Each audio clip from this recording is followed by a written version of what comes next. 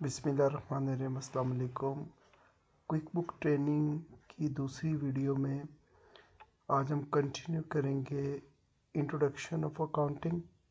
जैसे last video में मैंने कहा था कि जब तक हम अकाउंटिंग का इंट्रोडक्शन नहीं सीखेंगे क्विक बुक की बहुत सारी चीज़ें हमें समझ नहीं आएंगी। जैसे हमने लास्ट लेक्चर में कुछ बेसिक टर्म्स सीखी, एसेट्स क्या हैं, एक्सपेंसेस क्या हैं, परचेजेस क्या हैं, सेल्स क्या है, और फिर रेवेन्यू क्या है, बिज़नेस क्या है, अकाउंटिंग क्या है। इसी तरह आज हम कंटिन्यू करेंगे कि अकाउंटिंग लेन देन को यानी ट्रांजैक्शंस को रिकॉर्ड कैसे करती है। वैसे तो क्विक बुक में हमने रिकॉर्डिंग उस तरह से नहीं करनी जैसे हम मैनुअल करते हैं, लेकिन जब तक आपको रिकॉर्डिंग का आइडिया नहीं होगा आप बहुत सारा काम क्विक बुक में प्रॉपर अंजाम नहीं दे पाएंगे, प्रॉपर कर नहीं पाएंगे। तो बड़े शॉर्ट टाइम में हम इसको सीखते हैं। बहुत ज़्यादा डिटेल में नहीं जाएंगे क्योंकि क्विक बुक में आपने सारा काम कंप्यूटराइज करना है, तो ज़्यादा डिटेल की ज़रूरत नहीं है। उतने काम करेंगे जितना कि हमारा काम चल जाए। तो ये हमने लास्ट टाइम डिस्कस किया था कि हम किस सीक्वेंस से चलेंगे, मॉड्यूल 1 क्या होगा, मॉड्यूल 2 क्या होगा। लेकिन अभी तो हमारा बेसिक ही चलेगा और बड़ी फास्ट हम इसको ख़त्म करेंगे। तो मैं आपके सामने एक्सेल की एक फ़ाइल शेयर कर रहा हूँ।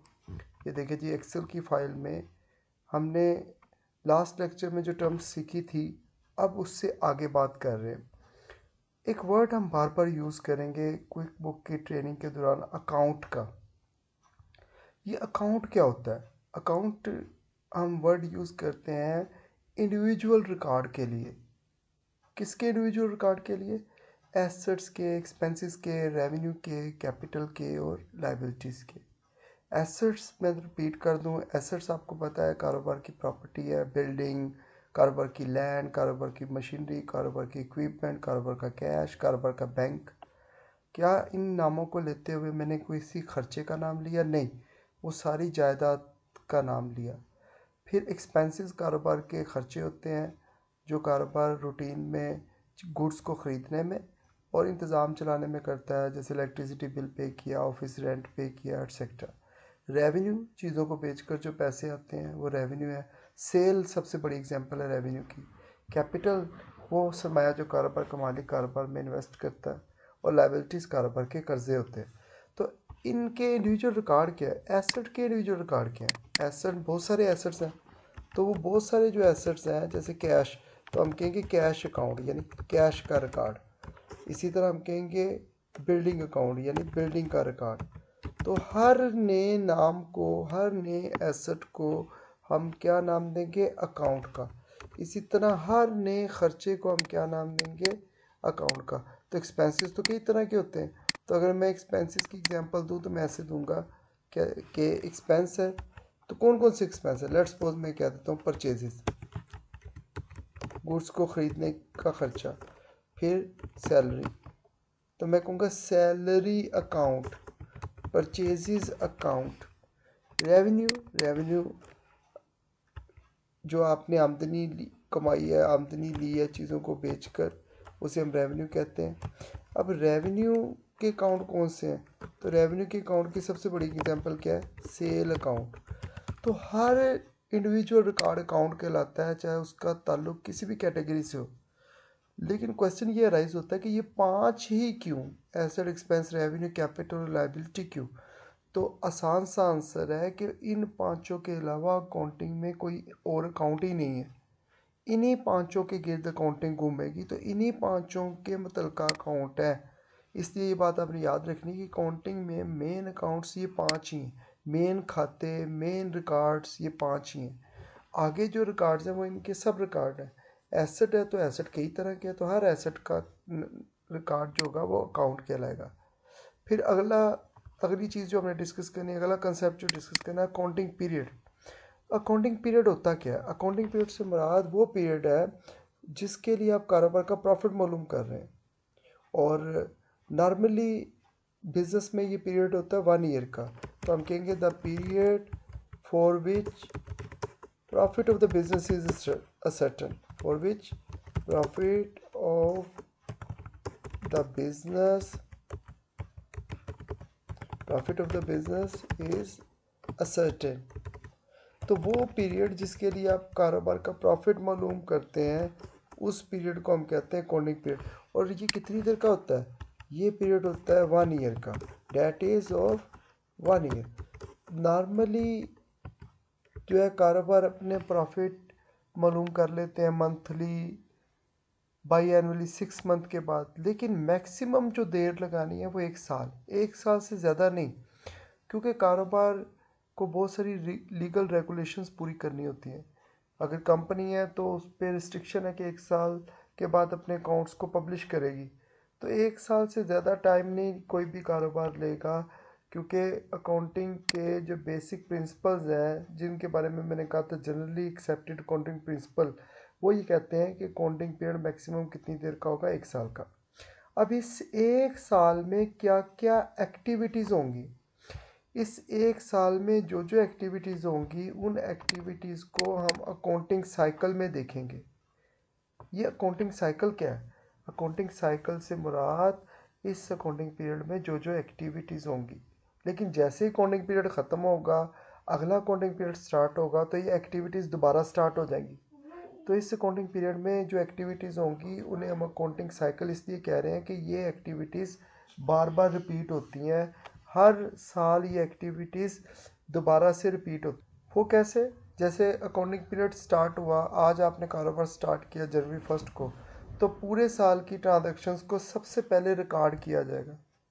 रिकॉर्डिंग कैसे होती है आज ही के लेक्चर में हम डिस्कस करेंगे। तो पहला स्टेप अकाउंटिंग साइकिल का रिकॉर्डिंग आ गया। दूसरा स्टेप क्लासिफिकेशन, तीसरा समराइजिंग और चौथा रिपोर्टिंग। तो फिर ये साइकिल ख़त्म हो जाएगा, अकाउंटिंग पीरियड भी ख़त्म हो जाएगा। जैसे ही नेक्स्ट पीरियड आएगा तो अगले पीरियड की ट्रांजैक्शंस को नोट करेंगे, रिकॉर्ड करेंगे, क्लासीफाई करेंगे, समराइज़ करेंगे और उसकी रिपोर्टिंग करेंगे। तो ज़रा मैं इसको मिनिमाइज़ करके आपको दिखाता हूँ ताकि आपको ये बात समझ आ जाए। तो क्या करेंगे कि हर अकाउंटिंग पीरियड में ये साइकिल मुकम्मल होगा। ये साइकिल का वर्ड आप जो यूज़ करते हैं वो इसलिए करते हैं कि जो चीज़ बार बार हो रही होती है तो उसके लिए वर्ड आप यूज़ करते हैं कि ये साइकिल है, यानी वो बार बार हो रहा है, ये एक्टिविटी, ये प्रोसेस एट्सेट्रा। अच्छा जी, इसके बाद मैं डिस्कस करूँगा बुक कीपिंग। बुक कीपिंग से मुराद वो आर्ट है जिसके तहत आप कारोबार के लेन देन को किताबों में नोट करते हैं। वो आर्ट, वो फ़न, और उस फ़न को नोट करते हैं किताबों में। उस आर्ट के तहत नोट करते हैं क्या, किस पर, कहाँ नोट करते हैं? जिस बुक में, जिस रजिस्टर पे, जिस कॉपी पे नोट करते हैं उसे हम क्या कहते हैं? जर्नल। तो जर्नल असल में नाम है उस बुक का जहाँ लेन देन को नोट करते हैं। ये कोई स्पेशल बुक नहीं है, बस जहाँ नोट करना है वो जर्नल है। कोई कॉपी का पेज, कोई कॉपी, कोई रजिस्टर। तो जर्नल वो बुक है जहाँ लेन देन को सबसे पहले रिकॉर्ड करते हैं। तो अकाउंटिंग साइकिल का पहला स्टेप ही रिकॉर्डिंग है।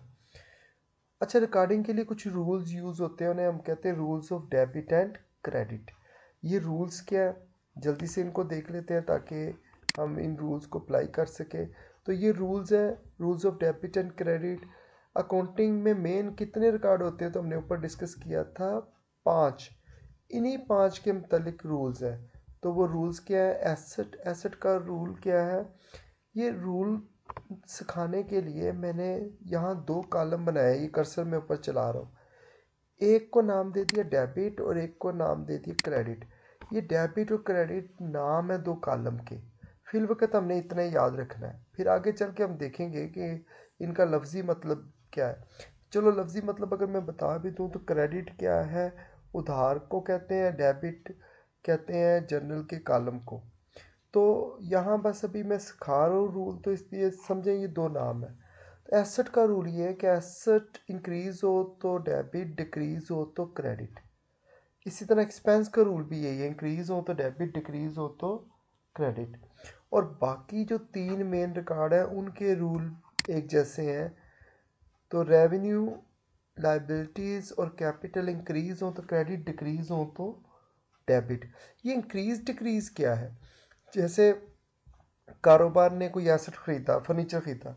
अब बताएं फर्नीचर आ रहा है कि जा रहा है? आ रहा है कारोबार में, तो मतलब इंक्रीज़ हो रहा है। इसके बदले कैश दिया तो कैश जा रहा है कारोबार से, तो मतलब डिक्रीज़ हो रहा है। इस तरह कारोबार खर्चे कर रहा है, रेंट पे कर रहा है तो खर्चे बढ़ रहे हैं, इंक्रीज़ हो रहे हैं तो डेबिट। डिक्रीज हो रहे हैं तो क्रेडिट। रेवेन्यू सेल किया है, सेल बढ़ रही है तो क्रेडिट, कम हो रही है तो डेबिट। ये रेवेन्यू के लिए मैंने सेल की एग्जांपल क्यों दी, क्योंकि रेवेन्यू की मेन एग्जांपल सेल ही है। लायबिलिटी यानी कर्जा, कोई भी कर्जा, लोन, कर्जा बढ़ रहा है तो क्रेडिट, कम हो रहा है तो डेबिट। इस तरह कैपिटल भी, मालिक का सरमाया बढ़ रहा है तो क्रेडिट, कम हो रहा है तो डेबिट। अब इन रूल को अप्लाई कैसे करना है? अप्लाई करने के लिए मैं आपको एक प्रैक्टिस दिखाऊंगा ताकि आप आसानी से जो है वो इनको अप्लाई करना सीख जाए। तो मैं यहाँ दूसरी शीट ओपन करता हूँ जहाँ मैंने इसकी प्रैक्टिस आपके लिए ऑलरेडी बना के रखी हुई है। ये एक एग्जाम्पल है जिसमें कारोबार के लेन देन के बारे में बताया गया कि कारोबार है जिसकी 5 ट्रांजेक्शन्स हैं। पहली ट्रांजेक्शन में मालिक ने कारोबार में पैसा लगाया और कारोबार को स्टार्ट किया। आपने नोट करने के लिए, रिकॉर्ड करने के लिए जो फॉर्मेट यूज़ करना है वो नीचे यहाँ आपको शो हो रहा है। इस फॉर्मेट को कहाँ आप देखते हैं? इस फॉर्मेट को आप जर्नल की बुक में देखते हैं। जर्नल क्या है? कोई कॉपी, कोई रजिस्टर जहाँ लेन देन को रिकॉर्ड करना। तो सबसे पहली ट्रांजैक्शन में मिस्टर आमिर ने स्टार्ट किया बिजनेस कैश के साथ 2 लाख रुपए। आपने 2-3 बातें याद रखनी है। एक तो ये कि कारोबार में होने वाले हर लेन देन का डबल इफेक्ट है। कहाँ देखा था हमने? डुअल एस्पेक्ट कंसेप्ट में, पिछली वीडियो में, कि लेन देन के कितने इफेक्ट हैं? 2। हर लेन देन के 2 इफेक्ट हैं। अच्छा, अब हर लेन देन के 2 इफेक्ट हैं, ये तो याद रखना ही रखना है। साथ ये भी याद रखना है कि जो भी लेन देन होगा उसमें कम से कम 2 अकाउंट आएंगे। अब इसमें कारोबार के मालिक ने कारोबार में पैसा लगाया। साथ ही साथ आपने ये भी याद रखना है कि बिजनेस एंटिटी कंसेप्ट कहता है कि बिजनेस अलग है और मालिक अलग, और हम किसके अकाउंटेंट हैं? बिजनेस के। तो जब कारोबार का मालिक कारोबार में पैसा लगाएगा तो कारोबार को कैश मिलेगा, तो एक अकाउंट इस ट्रांजैक्शन में कैश है। अब आपने फौरी सोचना है कि कम से कम 2 अकाउंट होंगे, तो दूसरा अकाउंट क्या है? तो दूसरा कैपिटल है जो कारोबार के मालिक ने कारोबार में लगाया है। तो 2 अकाउंट ढूंढिए, कैश और एक कैपिटल। कैश की नेचर क्या है? कैश एसेट होता है, एसेट आर है, increase in asset debit. Capital कारोबार का सरमाया है, मालिक का सरमाया है। जब भी कारोबार में मालिक का सरमाया बढ़े तो इंक्रीज इन कैपिटल क्रेडिट। तो ये देखिए मैंने नोट किया है, डेबिट वाला बिल्कुल लाइन के साथ नोट किया है और क्रेडिट वाला नीचे नोट किया है और फिर लाइन लगा दी है। और डेबिट के सामने डेबिट कॉलम में अमाउंट और क्रेडिट के सामने क्रेडिट कॉलम में अमाउंट। और इसको पढ़ते कैसे? Cash to capital. तो ज़्यादातर जो क्विक बुक सीखने वाले हैं वो हैं जिन्होंने अकाउंटिंग पहले पढ़ी हुई है। इसलिए मैं बहुत ज़्यादा डिटेल में नहीं जाऊंगा और सिखा इसलिए रहा हूँ कि ताकि अगर कोई ऐसा स्टूडेंट जिसने अकाउंटिंग पहले नहीं पढ़ी और वो क्विक बुक सीखना चाहता है तो वो भी थोड़ा बहुत सीख पाएगा इस लेन देन के प्रोसेस को, और साथ ही वो क्विक बुक भी सीख सकेगा। तो फर्नीचर, दूसरी ट्रांजैक्शन में फर्नीचर खरीदा। 2 अकाउंट है, एक फर्नीचर और एक कैश। फर्नीचर एसेट है, आर है, इंक्रीज इन एसेट डेबिट होता है। कैश एसेट जा रहा है, डिक्रीज इन एसेट क्रेडिट होता है। तीसरी ट्रांजैक्शन में सेल की है कैश पर, तो कैश एक अकाउंट है इस ट्रांजैक्शन में और दूसरा सेल। कम से कम 2 अकाउंट आएंगे, 2 से ज़्यादा आ सकते हैं, कम नहीं। फिर ये डुअल एस्पेक्ट कंसेप्ट जो है ना अप्लाई होगा। तो कैश आ रहा है, इंक्रीज इन एसेट डेबिट, और सेल रेवेन्यू बढ़ रहा है, इंक्रीज इन रेवेन्यू क्रेडिट। इसी तरह सैलरी पे की है, 2 अकाउंट ढूंढे इसमें, एक सैलरी है और कैसे पे की है? कैश में। तो सैलरी कारोबार का एक्सपेंस होता है, इंक्रीज इन एक्सपेंस क्या होते हैं? Rule debit. और डिक्रीज इन एसेट रूल क्या होता है? क्रेडिट। इसी तरह रेंट पे किया। अब सैलरी पे करें, रेंट पे करें, कोई भी खर्चा पे करें, एंट्री ऐसी होती है, सैलरी की जगह रेंट आ जाएगा, rent increase in expense debit और cash decrease in asset credit. इसी तरह कोई भी एसेट खरीदें, फर्नीचर खरीदें, बिल्डिंग खरीदें, लैंड खरीदें, इक्विपमेंट खरीदें, तो ट्रांजैक्शन नंबर 2 में जैसे फर्नीचर खरीदा, बिल्कुल ऐसे ही फर्नीचर की जगह बिल्डिंग आ जाएगा अगर बिल्डिंग खरीदी है, मशीनरी आ जाएगा अगर मशीनरी खरीदी है। तो ट्रांजैक्शंस को रिकॉर्ड करने के लिए आपको रूल्स याद करने हैं और फिर कुछ ट्रांजैक्शंस को रिकॉर्ड करने की प्रैक्टिस करनी। बहुत ज़्यादा नहीं करनी, उसकी वजह यह है कि ज़्यादा काम तो हमने कंप्यूटराइज करना है। तो पहला प्रोसेस अकाउंटिंग साइकिल का हमने डिस्कस कर लिया। कौन सा प्रोसेस अकाउंटिंग साइकिल का? रिकॉर्डिंग। तो रिकॉर्डिंग के रूल्स हमने देखे, रिकॉर्डिंग को नोट करने का तरीका सीखा, रिकॉर्ड करने का तरीका सीखा, तो पहला स्टेप सीख लिया। अगली वीडियो में इंशाल्लाह हम अगले तीनों स्टेप डिस्कस कर लेंगे और फिर हम रिपोर्टिंग का डिस्कस करके तो क्विक बुक की तरफ चलेंगे। तो चैनल को आप सब्सक्राइब कर दें और लाइक भी कर दें ताकि नई नई वीडियोस आप तक पहुंचती रहें। इस प्ले लिस्ट में मैं सेकंड वीडियो जो है ना वो ऐड भी कर रहा हूं ताकि आप तक ये वीडियो पहुंचे।